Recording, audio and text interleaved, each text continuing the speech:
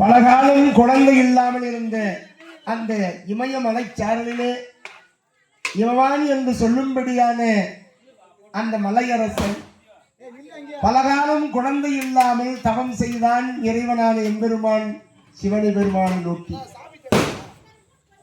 அப்பொழுது ஒரு நாள் அந்த இமயமலை சாரலிலே ஒரு பெரிய தடாகம் இருந்தது. அந்த தடாகத்திலே இவன் நீராடுகிற பொழுது ஒரு அழுகுரல் கேட்கிறான். குவா குவா குவா என்ற அழுகுரல் கேட்கின்றது. என்ன இது என்று அந்த இமவான் என்று சொல்லும்படியான மலையரசன் அந்த குழந்தையினுடைய அழுகுரலை கேட்டு அந்த தாமரை மலர் 1000 இதழ் கொண்ட தாமரை மலரிலே ஒரு குழந்தையானது அழுது கொண்டிருப்பதை கண்டான். நீந்தி சென்றால் அந்த தாமரை மலரிலே இருக்கின்ற அந்த குழந்தையை பார்த்தால் அது பெண் குழந்தை.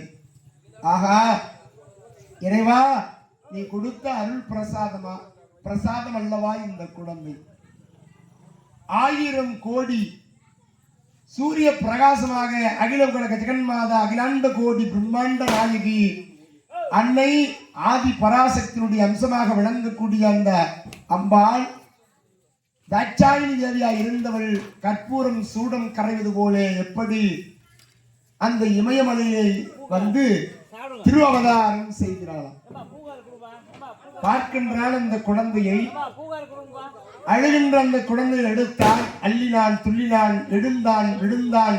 இறைவா, நீ கொடுத்த அருள் பிரசாதம் அல்லவா இந்த குழந்தை என்று தன் மனைவியை இடத்திலே கொண்டு வந்து மேடை இடத்திலே கொடுத்தான்.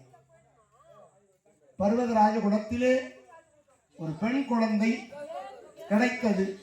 குழந்தை இல்லாத குறை நீங்கி என்று பாலூட்டி சோறுட்டி சீராட்டி அந்த குழந்தைக்கு பார்வதி என்று பெயர் வைத்து சிறப்பான முறையிலே தாலாட்டு பாடுகின்றான்.